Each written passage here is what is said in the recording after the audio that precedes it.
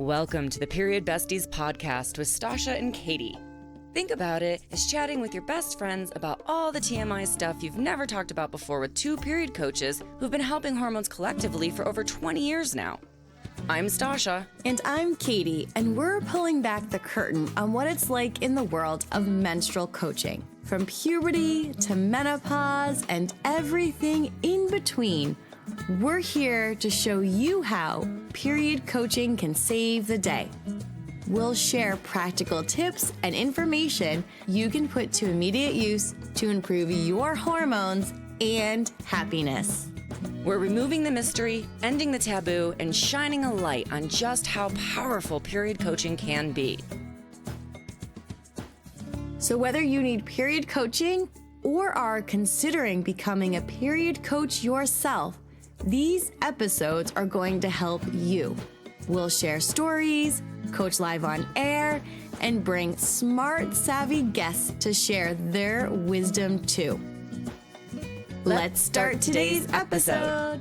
Hello, besties. Welcome back to the Period Besties Podcast. Today, we are so excited because we have the Mint Chip Mama, Stacy Wallenstein, back with us for Period Coaching Take 2. We are going to catch up with her and see how she's been doing since we chatted in September, 5 months ago. We're just going to have a little check-in and see what else might be a good fit for moving forward. So, Stacy, welcome back. We are so excited to have you.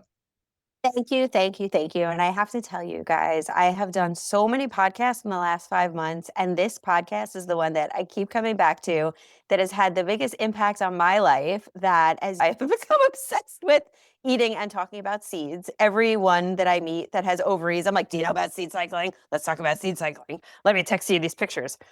I don't know if it actually has helped me as much as I've enjoyed talking about it, but I will say, as far as the grand prize of the biggest impact of my life goes to Period Besties. Yeah.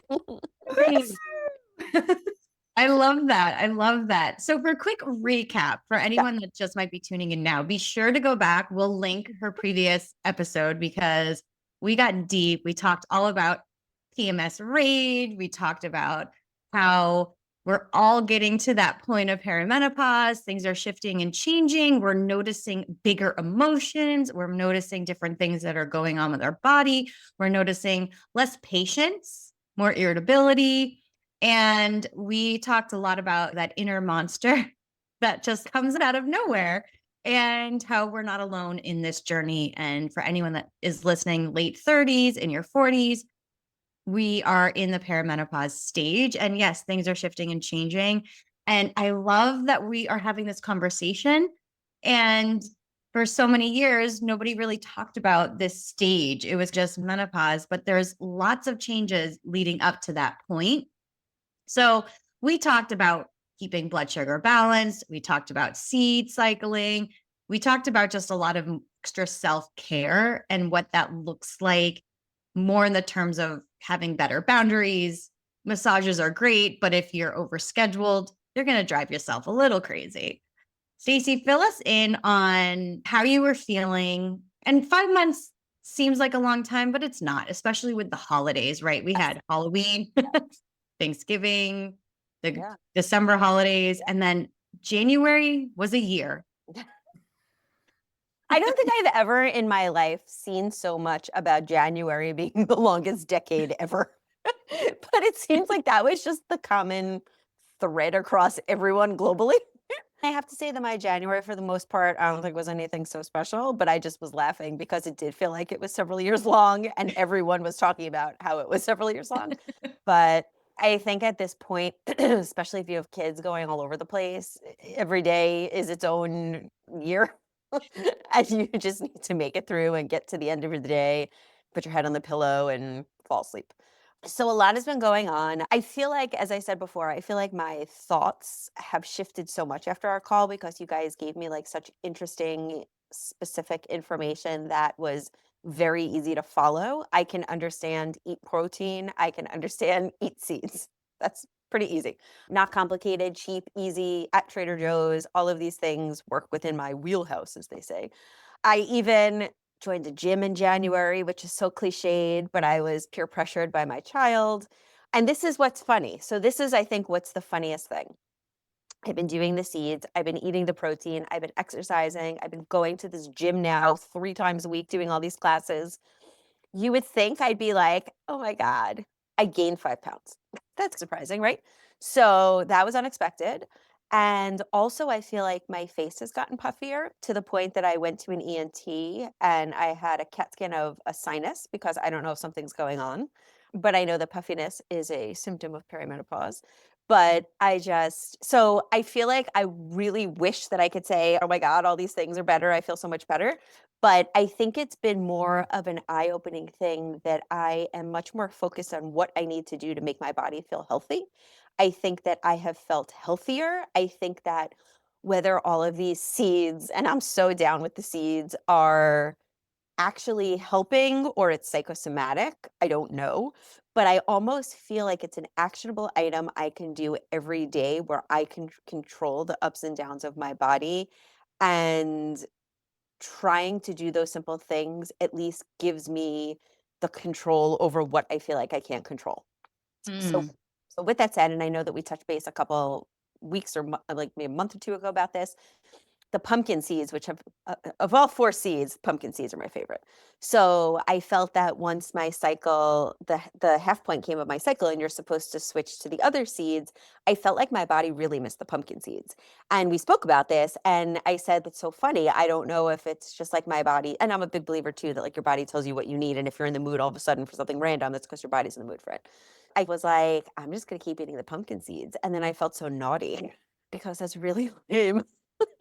But I kept eating them, and again, I don't know if any of this is doing anything, and then I'm laughing because I feel fitter. I've been going to the gym so much, I feel tighter, I feel in better shape, but then when I went to a doctor's appointment, I was like, "Let's go to the scale," and I gained 5 pounds, and the woman's, "Oh, it's probably muscle," and I'm like, "That's what you say to people when you want them not to feel bad that they gain weight. Everyone knows that, and I know it's really muscle." That's such like the, "Sure, it's muscle." That is true, though. I know. I know. As an athlete, I went up when I quit dancing. I went up in pant size, but my weight went down That's crazy. because I went from having 0% body fat and Right. just like tons of muscle Yep. to flabby, which is fine because I didn't need to have all of who needs a 6-pack, but and it's not worth it. Hashtag if you're a woman out there listening, it's not, unless you're a professional athlete, it's not worth it. Don't do it. But it is true. And it was a really weird thing to see my weight go down, but my pant size go up. Yeah. And it was a strange process. So I feel like when you get like the temperature reading, like when you watch the news and it says like the real weather is X, I feel like you need a scale that's like your real weight is this. And I should start by saying I do not own a scale. I weigh myself once a year when I go over my physical. And the whole thing about my weight is I weigh myself and I either go, "Oh," or I go, "Oh." And that's all the thought process for 365 days I put into the number.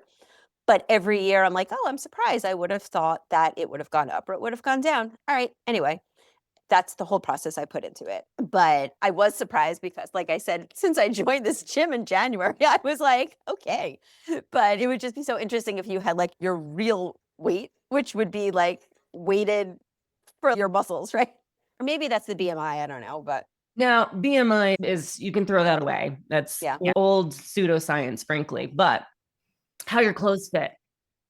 And that's the thing. My clothes fit fine. And that's what my thing is always. If my clothes fit, that's the true caliber of if I weigh more. And I always say, if my pants are tight, I eat less cake. If my pants fit, I keep going with what I'm doing. And that's my whole management. And I mean, for the most part, I eat well. Like I don't eat so badly that I need to really pull things back. Like I also, the funny thing is, because when I went for my physical in November, my doctor's like, "You could probably lose a little bit."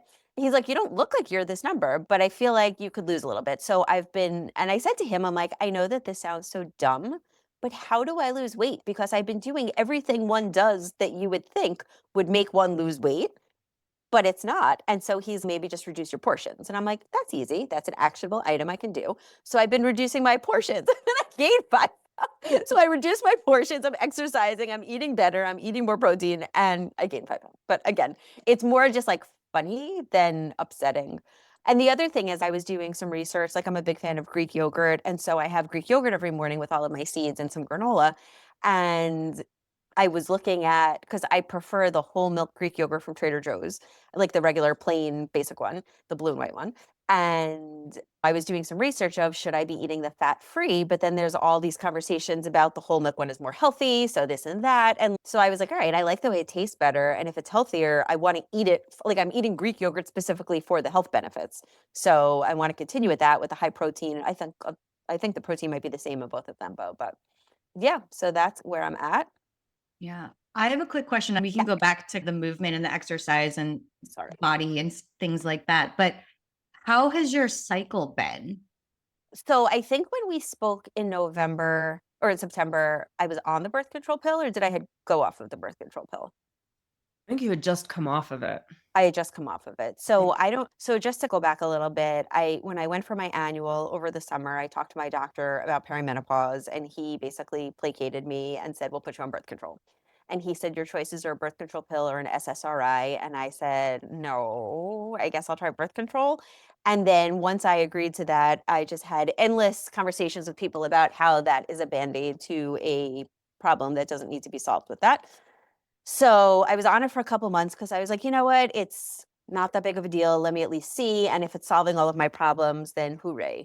And it didn't. And so I spoke to someone over there and I said, I want to go off of it. I think it was up for renewal. So they called me to renew it. And I was like, actually, I don't want this. And she's like, okay, the other option is Prozac. And I was like, I don't want to go on Prozac. I need estrogen and progesterone, I think. And so she's like, those are your choices. And I'm like, goodbye. So I was like, all right. And so I got off the pill. And then my cycle, I want to say the first month afterwards was a little longer than it had been. And then it's regulated back up. But I've been monitoring it from my own curiosity. And it seems that on day 22 is when everything hits the fan. And I Googled this, of course, and it was completely in line with everything that I've been saying and everything that I've been thinking. And I was like, oh, I'm just going to sit here and eat some pumpkin seeds because I don't know what else to do. I think I'm putting a little too much pressure on pumpkin seeds, but they're your new BFF. Have you found a new doctor? Funny enough, I've thought a lot about finding a new doctor, and that's definitely the path that I'm going on. I've had some conversations with doctors about starting to work with them, but I have not made an appointment to go into a new doctor's appointment because I feel like I probably, knowing me, will wait until my annual because that's covered by my insurance and because there's nothing like, I don't know. I was talking to somebody that I was thinking that I was going to work with, and then life got in the way. And I know that on like the Menopause Society website, they have all the certified menopause doctors.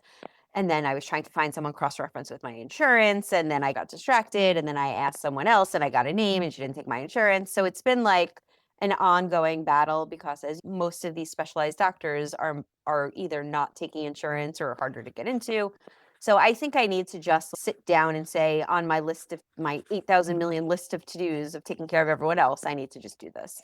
But I think that I'm a researcher, and I feel like I've been like studying myself and my days and my months because I feel like before I go to this doctor that I find, I want to say I've compiled 3 months of research, and day 22 is when I have this, and the egg whites come, and then the bitchiness comes, and it's fuck.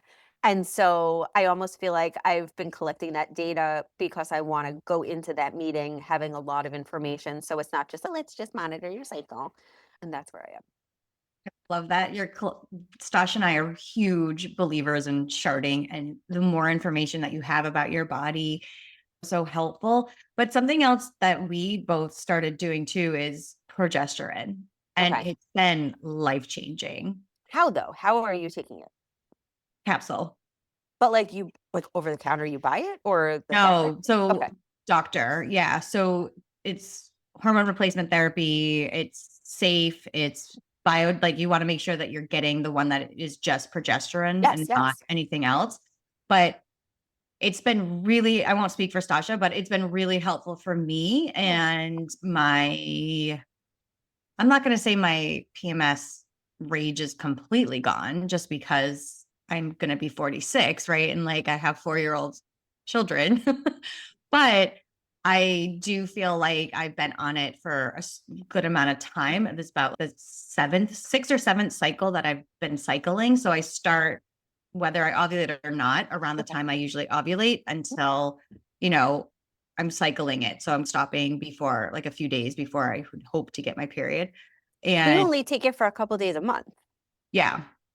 So this is like your day 22 antidote. Yeah. So it's interesting because based on the research that we've done, cycling it seems to be more effective than just taking it all the time, because that's not how your body works, right? Your body only produces progesterone after you ovulate. Mm-hmm. So some doctors, my doctor included, was like, just take it every day.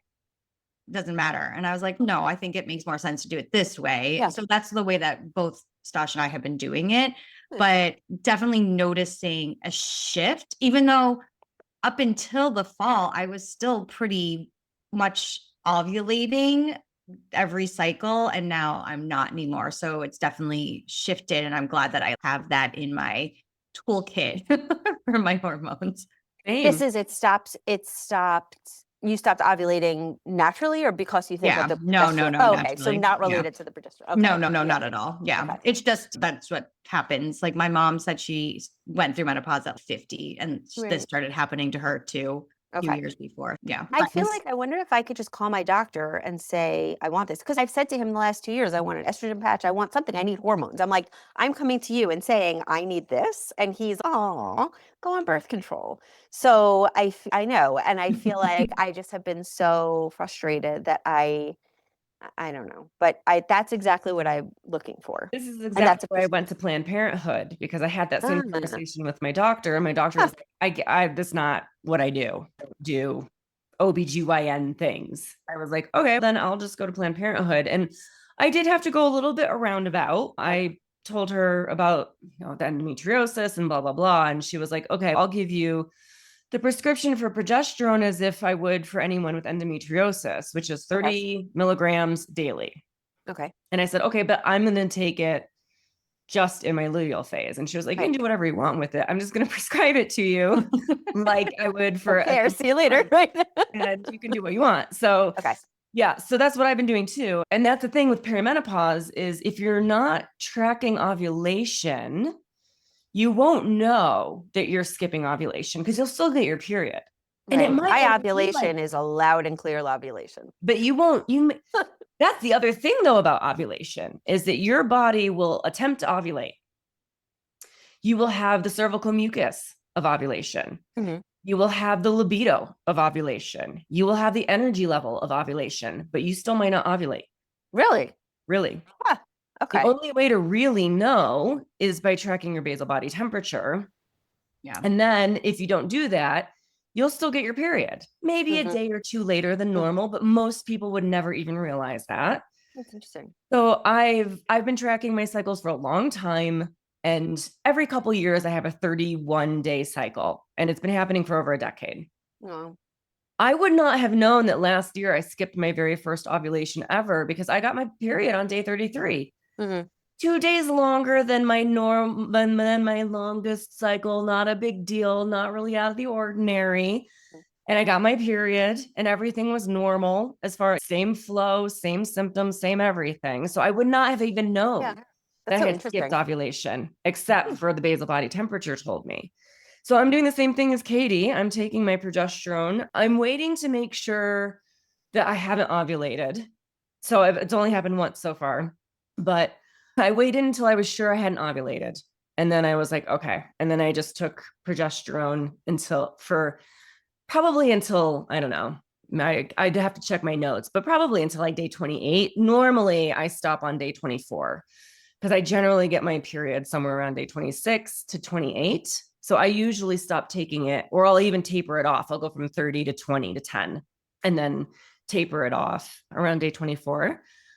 Or day 22, depending on when you ovulated. So if I know I ovulated early that month, I'll stop taking it a little bit earlier. And if I know that I ovulated later that month, then I'll stop it a couple days later, just so that I'm still getting that good extra boost of progesterone. And the difference in my sleep in my luteal phase taking progesterone versus not is incredible, which Wow. of course makes me a cranky bitch if I can't sleep, right? So 3 days of not sleeping, Mhm. I'm moody and I'm cranky and I hate everybody. But if I'm taking my progesterone, I'm sleeping, So interesting. which down the line makes everything better. Yeah, of Oh my course. God. So are you guys on the same dosage of progesterone? Is there like just one progesterone dosage or something? Or No, we're on different, but Okay. we have different, what's the medications? Yeah. so it's not one catch-all progesterone No. multivitamin type thing. Okay. Yeah, I can't remember off the top of my head, but we both wear Temp Drop. If anyone's curious, like how we're actually tracking ovulation, it's a band you put on your arm, you sleep with it, it syncs up to your phone. But that's how we're tracking, because when you track ovulation, you need to do it. If you're doing like a basal body thermometer, you need to do it every day at the same exact time. And that can be very challenging for most women. And this is even if you wake up throughout the night, it's still keeping on that sync. So it's been really helpful. I started doing the Temp Drop once I had kids because Yeah. it got way more challenging. But the data, and this has been really helpful for me, just making sure, because my cycles are becoming way more irregular, that I'm like, okay, like this month I did not ovulate. So I'm still waiting for my period to make its arrival. So is And I'm on day progesterone like some- 35. Oh my gosh. Yeah. Is progesterone something that you don't start until you skip an ovulation? Is that the gatekeeper? Oh, in terms of the doctors Typical prescribing it? doctor would probably say that they wouldn't start prescribing it until you're showing classic signs like hot flashes. Okay. I know that's what my doctor said was Mhm. we don't normally start anyone on HRT until they're showing really classic symptoms of perimenopause and need Okay. support. Which then I said, so then if you're going through perimenopause and you're not showing any of those symptoms, does that mean you wouldn't prescribe it? And she was like, no, because we wouldn't consider it something that you needed. Right. But that's not the case. The fact is you need those hormones. We're Right. living longer. We need them longer than we're naturally getting them. So Right. even if you have no signs or symptoms of perimenopause, I would say you would still want to have that supplemental progesterone and estrogen at some point. That's the other question is a lot of people are now starting their HRT with just progesterone earlier, like Katie and I are doing, where they're going, okay, I've skipped an ovulation. I'm going to make sure that I don't skip progesterone. So I want progesterone to fill in the gap when I don't ovulate. And then as you get further into perimenopause, going, okay, now it's time to include estrogen into that equation, right? So when things are starting to get drier and more abrasive, and you're starting to notice those kinds of estrogen loss symptoms, that's usually when a doctor would say, okay, we'll do estrogen. But we're like, no, let's start it before before I'm noticing physically that this is lacking. And my doctor also said, I was just sharing how I was feeling. And I was like, I never had PMS like this. Like I'm way more anxious than I've ever been in my life. And she's like, oh, okay, fine. You need progesterone. So I think every doctor too is a little different on what symptoms. Right. But she also, I had my annual last week and we were talking about vaginal estrogen creams and things like that too. So that's also something to talk to your doctor about. And it's supposed to be something that can be helpful for lubrication and making sure that the muscles too don't become thinner, which can happen when we age and we have just less estrogen. So there's many different things to think about when we think about hormones, right? It's not just mood and symptoms like hot flashes and things like that. It's also just your muscles. Right. Right. A lot painful sex is the number one thing that women really talk about after menopause. And there are creams and different gels and she basically said, and I need to do more research on this, but they're all pretty much the same. It just depends on what your insurance covers. If they're going to cover a gel, if they're going to cover a cream or a suppository or things like that too. So it's funny that you mentioned that. So those are not issues that I'm dealing with at the moment. But what I will say is there's this big beauty event that I go to every year, and I've gone every year for 20 years, and they have the top of every brand. It's like a really big industry-wide event. And the goodie bag is like legendary. And so this year when I was going through it, there were 2 different vaginal creams in it. And I'm looking, it was beautiful packaging. And I'm going through it and I'm looking at it. I'm like, what is, oh, and I was like, oh, okay, that's interesting. And I was in Ulta and I said, I don't know anything about this, but I noticed that you sell this. And she's, oh my God, that flies off the shelves. And I'm like, really? And I was laughing because I was like, it's not something that I'm needing or looking for at the moment. It's interesting that it came in this very mainstream gift bag. And it's even funnier that people are like running to Ulta and it's flying off the shelves, right? So it's almost like nice that the stigma of going to a store and buying something like that has been going away. So people that are dealing with those issues can, feel empowered about helping themselves. But I just was laughing because I was like, not one, but 2 different creams, right? I thought that was so That's interesting. awesome. There's also ones for your face too Yeah. that help with skin and dryness and It's like anti-aging cream. anti-aging cream for which estrogen. reduces the wrinkles. Whoa. Right? Yeah. It increases the collagen. There's 2 things that I just want to point Yeah. out. One is that the placebo effect, it doesn't matter if it works. Mm-hmm. So if it's a placebo effect, who cares if you're getting the results, right? There's even somebody who wrote a book one time that said, pick your placebo. If you think drinking a green juice every day is going to make you feel vibrant and energetic and healthy, and you think that drinking this green juice every day is going to help you avoid sickness and illness, then just do it, because every day you're putting that intent in. The point is you're taking a moment every day to go, this makes me healthy. Mm-hmm. Boom. Yeah. So placebo effect, love it. Use it to your advantage, because we do have that ability. It doesn't work every time, obviously, but if it does, great, use it. And it can't hurt if you're going like, I'm going to drink a green juice, or I'm going to use this cream and it's going to make me feel, or I'm going to eat my pumpkin seeds because I feel like that's what I need. And that makes me feel better. Great. Do that thing. 2, speaking of the placebo effect, a lot of creams that you can buy, at least in the States, have progesterone in them, quote unquote, and it's derived from wild yam.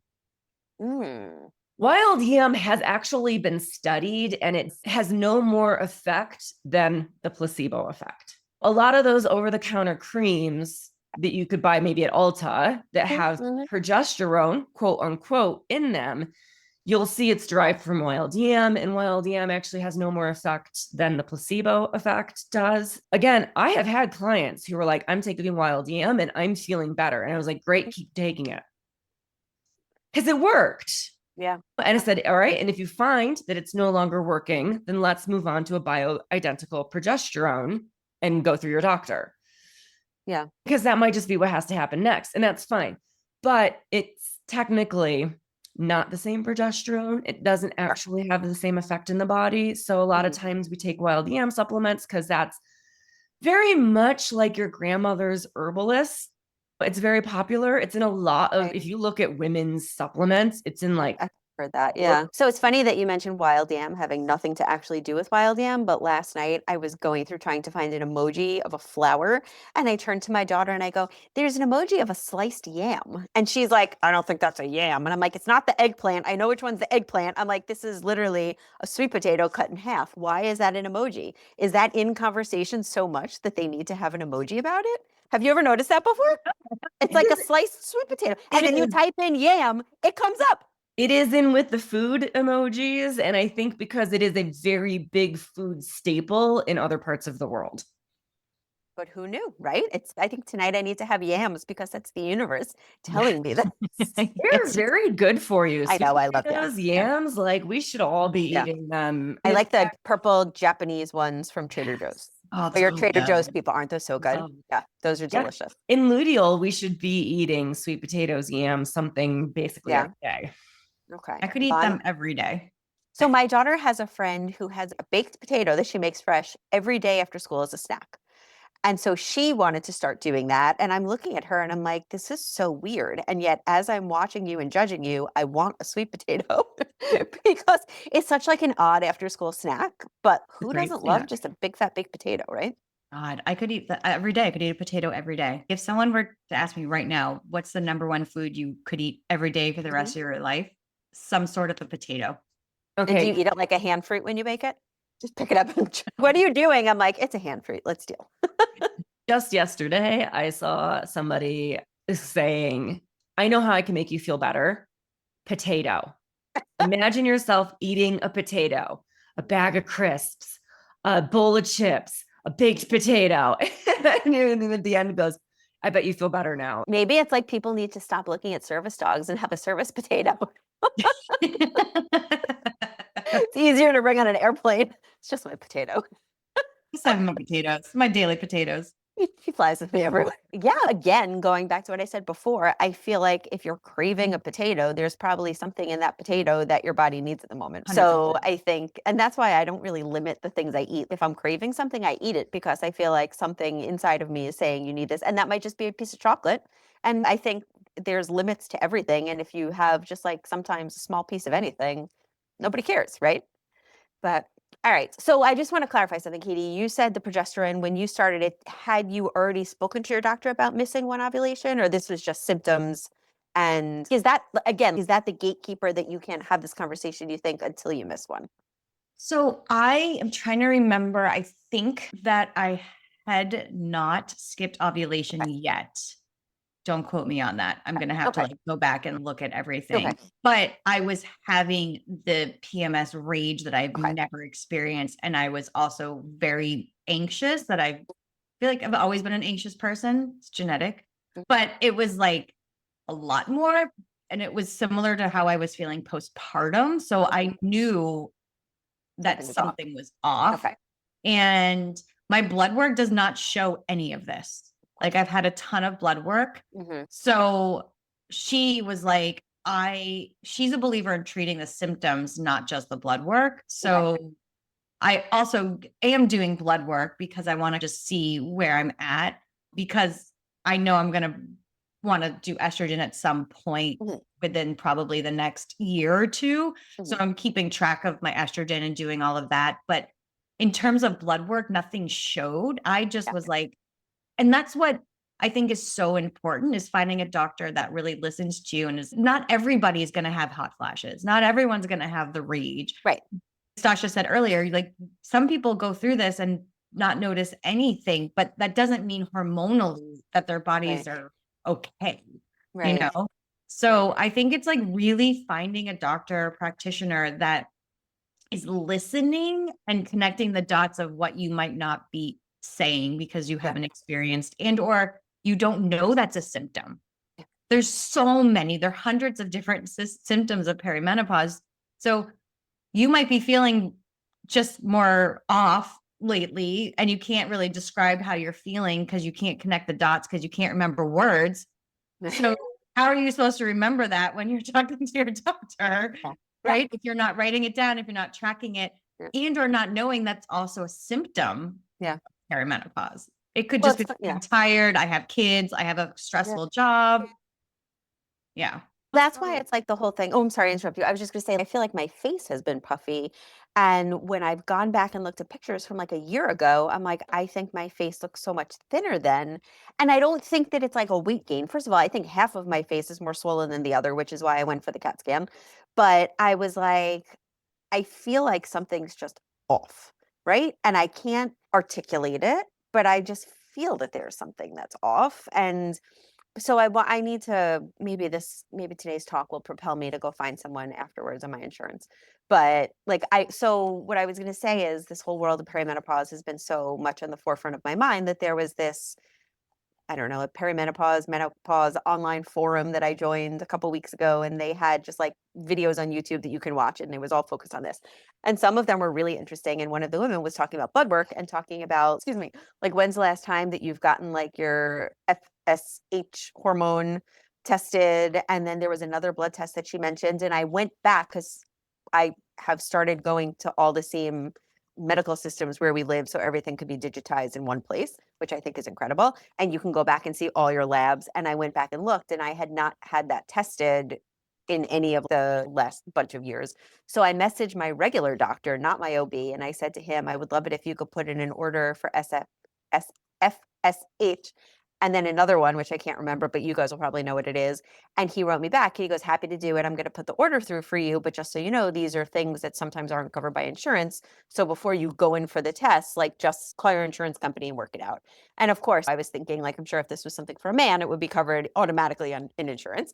But I've also gone down that path where you end up fighting with insurance for 8 months over something that you think is going to be covered. So it's better to go that route first. But I'm curious if you guys have, and I can look on my phone what the other name was, but I'm curious if those ones specifically you've looked at.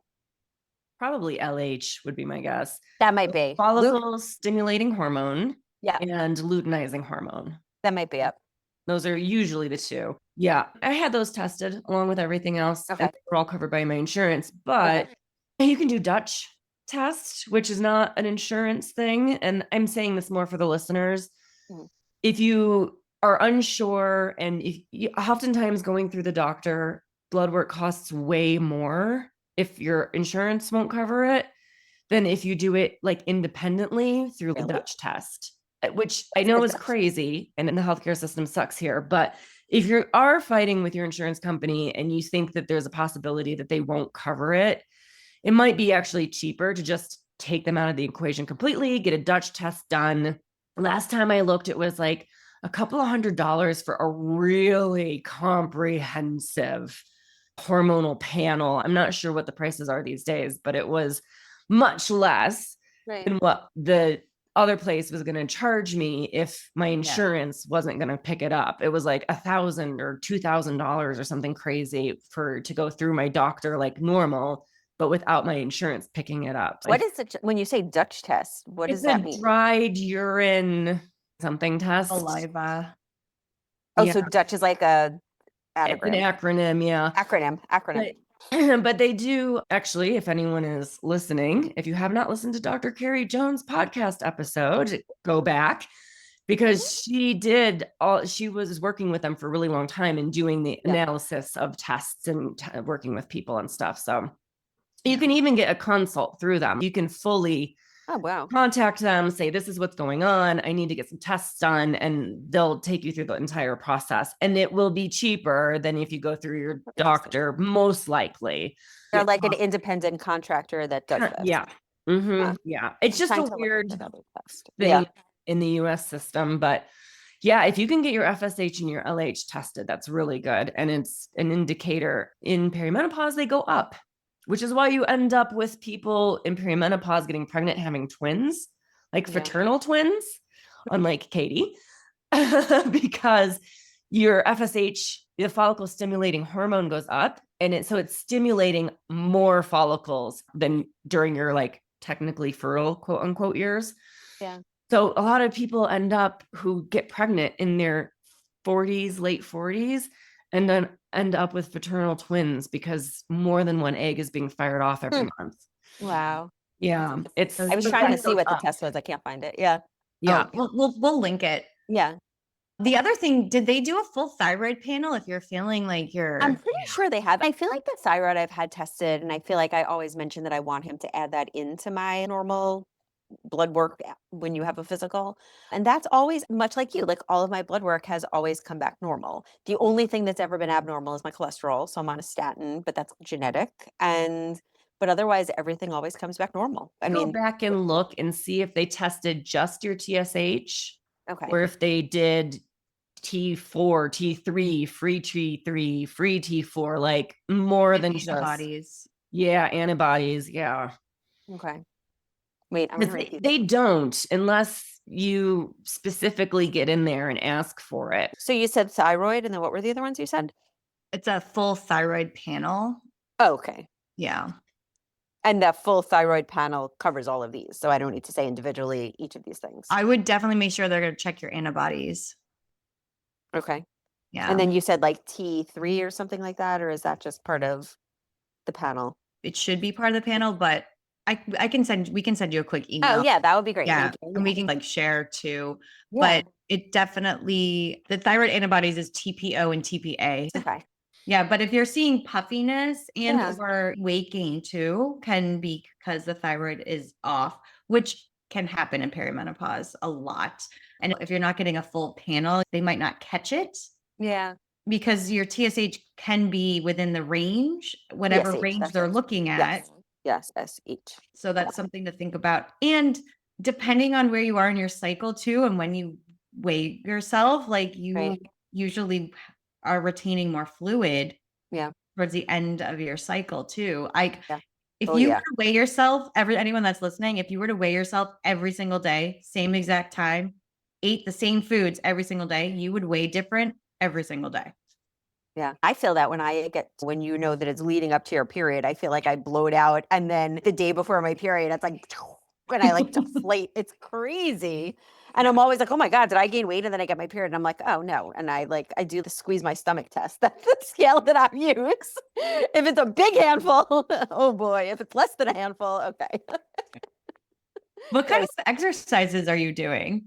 So I'm a big walker, so I try to walk 3 miles a couple times a week. And then the classes, like we joined a big gym. And so I've been doing this really nice like Pilates fusion class, which is great. And then I've been doing yoga there. What was the other class? Zumba, which is it's basically just to entertain my daughter. Me doing Zumba, it is not a pretty sight. But again, like aerobic and exercise and stuff like that. I am not a gym person, and I wouldn't have joined if it wasn't for her wanting to join. And she sold me by a teenager saying, Mom, we can go to classes at night together. And I'm like, you love me. Say whatever you want. Yes. I begrudgingly go, but I'm going, and I can see a difference in like my arms, and I feel tighter and I feel like it's working. But I know that I need to do like strength training. So that Pilates class, which is incredible. The teacher is amazing. And she's like our age, and she talks, it's like it's a class of, I would say 99.5 to 100% women, maybe based on each week. And she talks a lot about muscle mass. And she's the teacher you would want to have teach a class of perimenopausal, menopausal women teaching Pilates fusion. So it's interesting. And so I enjoy the class, but of course it's painful, which is the point of it. I love it. Yeah, I would, if you can, add in some heavy weights too. Yeah. Be safe. Have somebody make sure that you're in alignment so you don't get hurt. Because Is there a specific exercise that you like that you think is like the biggest bang for your buck with something like that? Because there's a full scale like gym there too. Yeah, squats and lunges, right? Because as we get older, estrogen hangs out on our lower Really? part of our body Okay. a little more. So anything you can do to work your thigh muscles and your glutes is really good.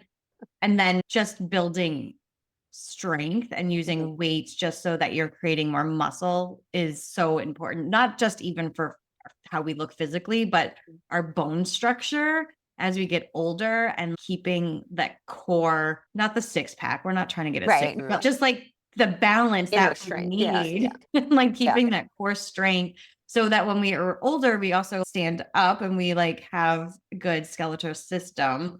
I look at a lot of people when I see them, I'm like, oh God, I just want to help you. And I know that I don't always do it either, but just keeping that system strong is key. I feel like. I've taken yoga for 25 years, and there was a teacher I had at New York Sports Club in the city who was amazing. And he was like textbook what you would think of a yoga teacher. He looked like he just descended from a mountain in India, and he talked quietly, and he was like, and now, and he used to, when you would do triangle pose, he would say, I want everyone to align their body. There was 2 pieces of glass just coming close to you, and you had to just align he would always do these like subtle things like that would make you just shift your pose in such a way that it like activated all these different parts. It was so interesting. But I agree with you that like even these subtle shifts sometimes just change everything. But so I'm curious because I'm more of like a class person than a going into the gym person, which is funny because my daughter's the opposite. But I know they have all these express fits and things. And funny enough, there's a lot of retirees that go to this gym. So I think a lot of the classes are geared towards strengthening osteoporosis. There's one called like osteoblast. So do you think that something like that would be sufficient versus like me just going to the gym and like working with weights? Because I think that's depends on what they're doing in the class. If they are mixing in weights, which I go to a gym with a lot of retired people as well, and they are lifting heavy. Yeah. So it's slow and strong. I feel like mixing that in is so beneficial. So that'll be as beneficial as if I just go and try to figure this out myself at the gym. It might be better if you have the instructor and they're like showing you safely how to do it, and then you can do it on your own another time. But I think it's the reason why I'm talking so much about alignment is I hurt my back postpartum, and I've been like trying to heal that. And I didn't realize that I was doing one of these moves not correctly. And they're like, that's probably why your back hasn't healed as quickly as you want it to. I was like, oh, because when I look at myself, I'm like, oh, I'm in alignment. So just having that extra person look at you and help you with that alignment, I feel is, especially when you're just starting something new, is so helpful. And I think a lot of people get nervous going to the gym because I don't know what to do. That's how I feel. So a lot of gyms will have a free training session when you sign up, or take it, have somebody show you so that you are being safe. Because I don't know, I feel so powerful when I'm lifting. It just feels amazing to be able to do that, because I feel like it wasn't something that I ever thought I could do. Yeah. Do you think that mom lifts the car over her kid? Yeah, I'm like, I'm a badass. I can do this. And I feel strong, and I can lift my kids up still, and they're like 45 pounds each. And I'm like, okay. That's great. No, I think that's great. No, that's great. And I think I should. And again, I'm not like a gym person. I'm a big walker. So all of these things are now at my fingertips, and I should take these classes because I think they are in fact built for exactly that. The other thing I wanted to mention, I don't know if this plays into it, but I have this chronic pain in like my lower neck, I want to say, that I don't even know how it happened. I probably pulled it, like you said, doing something wrong. And it's become such a chronic pain that I basically don't pay attention to it anymore. And it flares up, it goes away, it comes back, it goes away. But I feel like every time I pay attention, it goes away. So I stop paying attention. And I was getting a massage a few months ago, and she was like, you should get an MRI. And I was like, okay. So I made an appointment, and then it went away. And then it came back. So I just went for an MRI. And there is some bulging and there's some like stuff going on. And when my doctor called to talk to me about it, I said to him, are these things for concern, or is this like stuff that happens as you age? And he was like, it's stuff that happens as you age.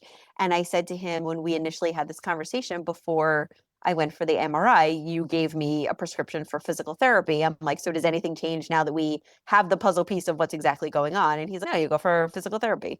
I don't know if that also is like a perimenopause thing, or just like a body kind of losing mass or muscle, or I don't know. I know frozen shoulder is definitely a perimenopause, menopause thing. I don't know enough about the neck area. So he sent me for an MRI of the cervical spine. So I don't know if it's actually my neck. It's like below my neck where my shoulder and my like below neck meet or something, but it's a joint. As you go through perimenopause, as your estrogen reduces, your joint lubrication reduces, and your increase in injury, it just happens. So physical therapy is a great idea. And actually, you can walk. You can keep walking. You can walk with weights. So I bought myself a weighted vest over the summer. Because I was like, that's exactly what I was thinking. And I was like, this was before we even talked about joining the gym, but I walk a lot. And I was like, I don't want to start lifting weights. I don't like lifting weights. I like walking. So how can I sneak around that? And so I bought the vest. And then, of course, I used it once. But it's sitting there looking at me. I love the vest because I feel like posture-wise, helps me when I walk. Yes. I feel like my dog is dragging me all the time. So I'm like, okay, at least So it's funny because what I try to do, and I don't know if I spoke about this last time, my favorite thing to do is I love meeting a friend in the morning for a walk, because you get fresh air, you get exercise, you get gossip, you get socialization, yada, yada, yada, a million different checks. The vest I've only used when I've been alone because it's weird looking, right? And so I've only worn it when I've walked by myself, like when I go for a walk in my neighborhood, because I usually meet a friend and then go do something else and then go do something else. So I'm like, I can't like bring the vest because then I get all gross and sweaty. And then like, I can't like be carrying this.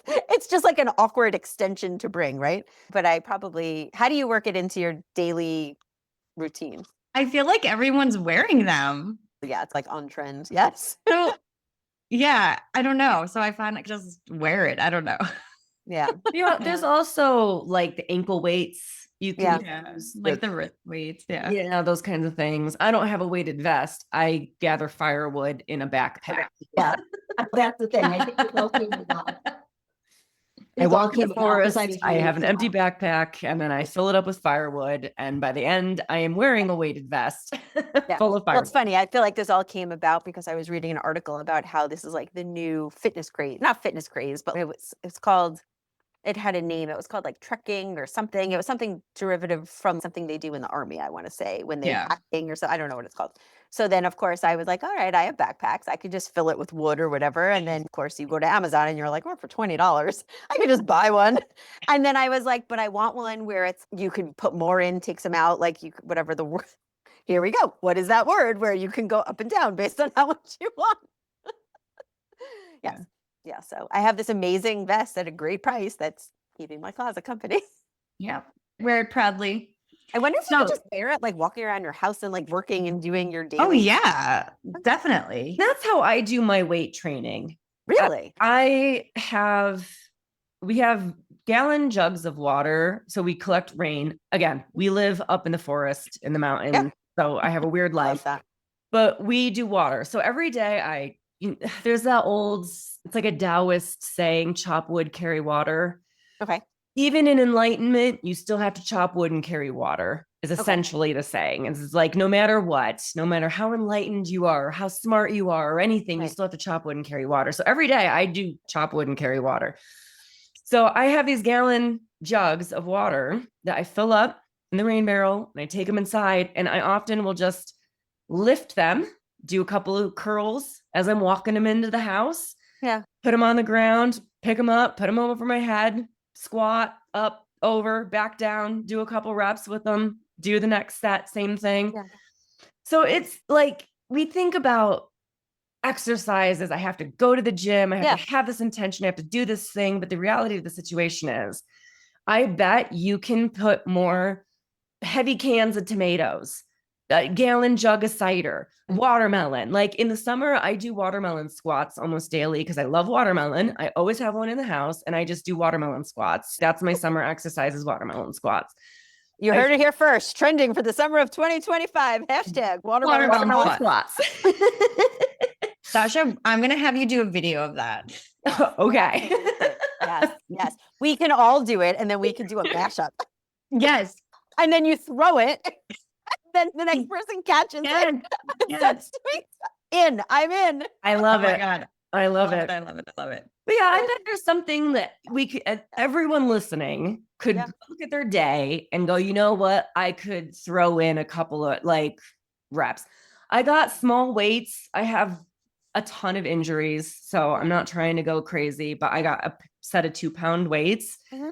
I leave them on the kitchen table. And when I walk by, I like grab them and I do some like triceps, or I do a couple of like lifts, shoulders or whatever. And then I put them down and I keep on with my day. They wander around the house with me. Here and there are beneficial. That's, I guess, because I agree with 100%. You. Like, you feel like you have to go to the gym, you have to work out, but and studies show that an hour of working out is less beneficial to your body than doing 10 minutes after each meal 3 times a day. Yeah. Really? I squat after every meal. That's so interesting. I do. My friend was sick. That's when I do the water. I have a meal and then I go out and I do a round of waters. My friend was saying the other day that she was reading something that every time your kid calls mom, you should do a squat. She's like, I feel it in my thighs now.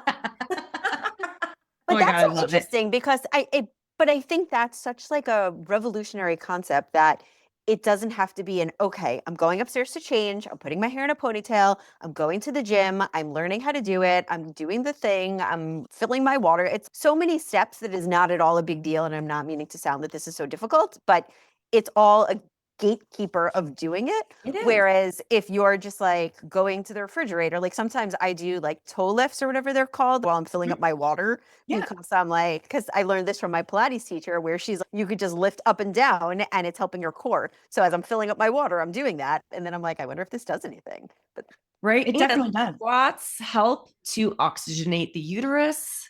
It's something that I've told every client over the years. Yeah. Just do some squats. It helps reduce cramping. It helps increase oxygen in the uterus. It can help reduce cysts and fibroids formations.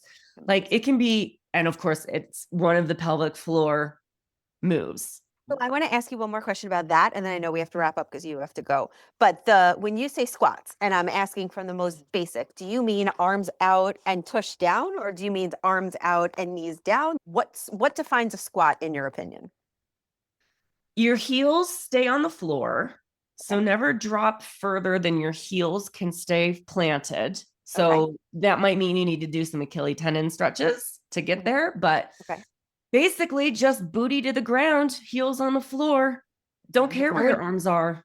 Legs open? It doesn't matter where your arms are, but be mindful of your knee with your ankle. You want to make sure your knee does not go over your front. Yeah, your knees can't go past your toes, and you want your feet hips distance apart. And I'm going to say, as a person who taught yoga and Pilates and ballet bar for years, no woman has an accurate idea of how big her hips are. You need to look in the mirror and actually look and put your feet under your hips, because every single thousands of women that I have personally trained, not one has known where their hips are. Yeah. So two fists together. Two fists together. That's my favorite. Yep. Yeah. Okay. So 2 fists together, arms don't matter, knees over ankles, and go down far enough that your heels stay on the floor. Yeah. And what's comfortable too, I would say. Yeah. Don't hurt yourself. And I do different things with my arms every time. Sometimes I hold weights. Sometimes I squat with a gallon jug of water. Sometimes I just hold my hands out to do a little shoulder. Like you can hold onto the counter. Yeah. Yeah. I like this. Little TRX in the house. Fill the water jugs. All right. That's great. Okay. And I know you need to be done in 1 minute. So go. So to wrap it up, we are going to just do some additional talking with it. We're going to get a doctor. We're going to do some additional testing, make sure the thyroid, everything is correct with that. We're going to continue eating enough protein and fiber and healthy fats and really track and chart everything. So when you go to the doctor, you can really let them know what's going on. That was the thing I wanted to chime in with. We as women very often undersell how we're feeling, especially with people in authority. And I need women listening to go into the doctor's office and tell your doctor that your symptoms are the worst than they really are, rather than underplay them. Yeah. Right. Like, I need you to go in there and be like, look, this is what's happening. It is fucking up my life. This is why. Like, you need to tell them your symptoms with enthusiasm and authority. Yes. Thank you, Stasha.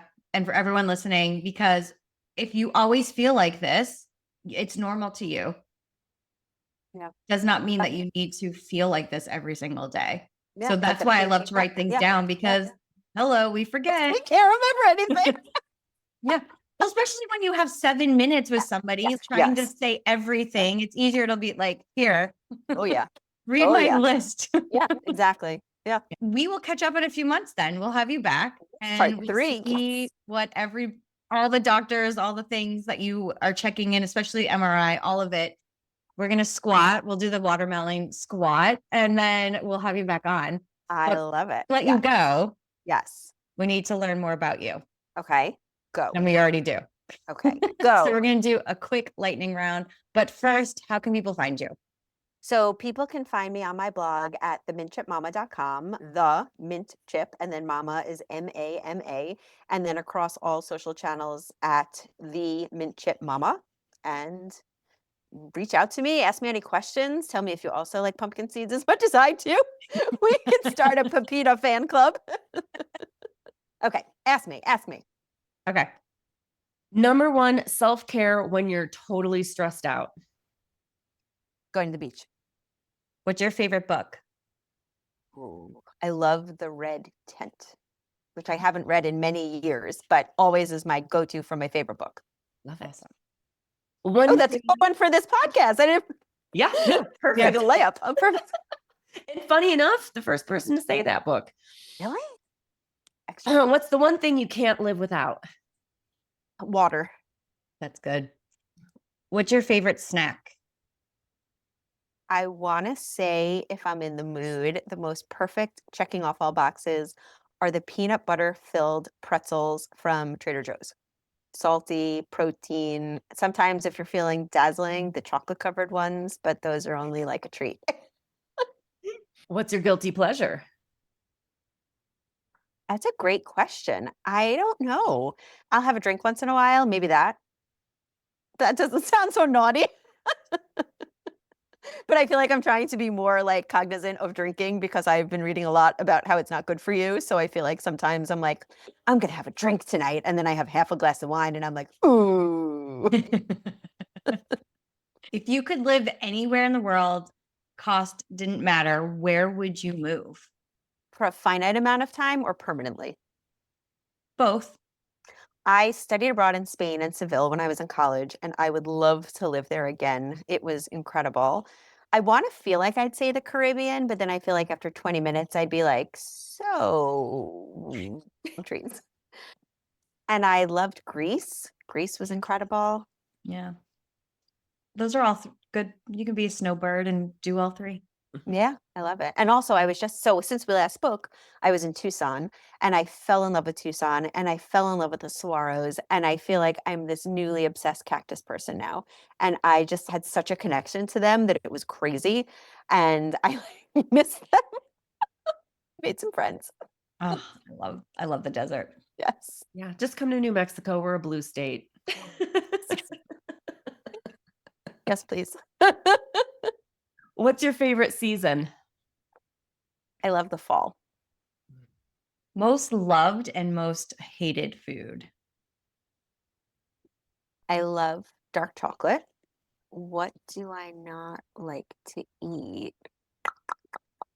That's a great question. I feel like, is there anything I don't know. I feel like I don't love sour pickles when they're really sour, but I would still eat them because sometimes you need that. It's like this weird thing.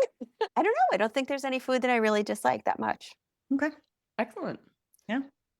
Favorite movie? Clueless. Nice. What's a hobby or something that you do that a lot of people might not know about? Glass blowing. Although I feel like I talk about it so much that everyone probably knows that. Well, we didn't.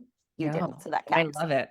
That's I awesome. was in high school in Corning, New York. Glass Were you really? blowing capital of the world, so I'm a little obsessed. Wow. Oh, wow. There's an awesome place in Brooklyn out here if you come to visit called Urban Glass. Urban Glass. I do. They're amazing. Yeah, when I lived in New York, I really wanted to do stained glass. Yeah. Mm-hmm. Best concert you've ever been to? Janet Jackson, 2000. Good one. And what is your ideal weekend? That is an excellent question. My ideal weekend would be waking up leisurely, then hanging out with my kids, going to the beach, and then, so where we live in the summer, they have these free live outdoor concerts at the beach every night, literally every night. And we usually go on Sunday nights where we get takeout and go sit at the beach and listen to the music. So we sit like on the sand backing the stage and we listen to the music and we watch the sunset and we eat our takeout and it's just heaven on earth. And it is just my favorite thing in the world. So that, and then just hanging out and watching like a good movie, 80s, 90s movie with my kids. And yeah. I would say also my other two, maybe this also goes with a guilty pleasure, but I wouldn't do this on the weekend because I don't play when my kids are home, but I play canasta and mahjong, which I think are precursors to perimenopause. So I would love to add in each of those games, but I don't play now when my kids are home because I want to spend time with my kids. I love that. Oh my goodness. I'm like, when you were describing the beach with the concerts and the sunset, I'm like, yeah, we're right there with you. It sounds amazing. Amazing. And there's this great sandwich shop that's near us. And it's funny, I like don't order from him during the year because I'm not like a big sandwich takeout person. But every Sunday in the summer, I'm always like, Brian, I need my Stacy. And he makes the sandwich and it's like honey turkey and avocado on rye bread and honey mustard and lettuce and tomato. And then I take these like glamour shots of my sandwiches. It's, oh God, it's just heavenly. I love it. It's amazing. Oh my God. Yeah. It's, you know what though? It's like, I think that it makes you think that besides the sandwich, which costs what, $10? I don't know. It's an absolute multi-sensory experience that costs nothing. And you could bring leftovers because the sandwich is a part of it. Or you could say the whole night costs you $10. You get conversation with your friends, you get the beach, you get fresh air, you get salt water, you get music, you get a night activity, a night out, a sunset. You hear it, you see it, you feel it, you touch it, you smell it. It's like the most perfect thing that one can do, in my opinion. No, it sounds lovely. When you come out, you'll come visit. Yeah. Just a sandwich and a sunset. Yes. The sandwich sounded really good. It's really good. I'll send you, I made a reel. It's like this horrible food porn reel where I'm like, oh yeah. Horrible because I'm cheesy, not because it's a bad sandwich. I'm going to go make no cheese on the sandwich show. Yes. I love it. Thank you so much for joining us. Pleasure, Always a pleasure. Yes. Love chatting with you. And we can't wait to see how you're feeling a few months from now and all the new things that we talked about today. And hopefully you get a really good doctor that can help you just do some digging, deep digging. And for everyone listening, thank you so much for being here. And we will see you on our next episode. Bye, besties. A big shout out and thank you to our sponsors for today's episode, Period Coaching School and Katie Bresek Wellness. Thanks to you, our favorite bestie, for listening to the Period Besties Podcast, where no topic is TMI. And of course, share this episode with your besties. Remember to leave us a 5-star review, nothing less than the best for us besties, and subscribe wherever you listen to podcasts. You can follow us on Instagram at Stasha Washburn and at Katie Bresek, or email us at periodbestiespodcast@gmail.com. Check out more about us at katiebresek.com and periodcoachingschool.com. And of course, check the show notes for free goodies and extras that support this episode. We'll see you on the next episode.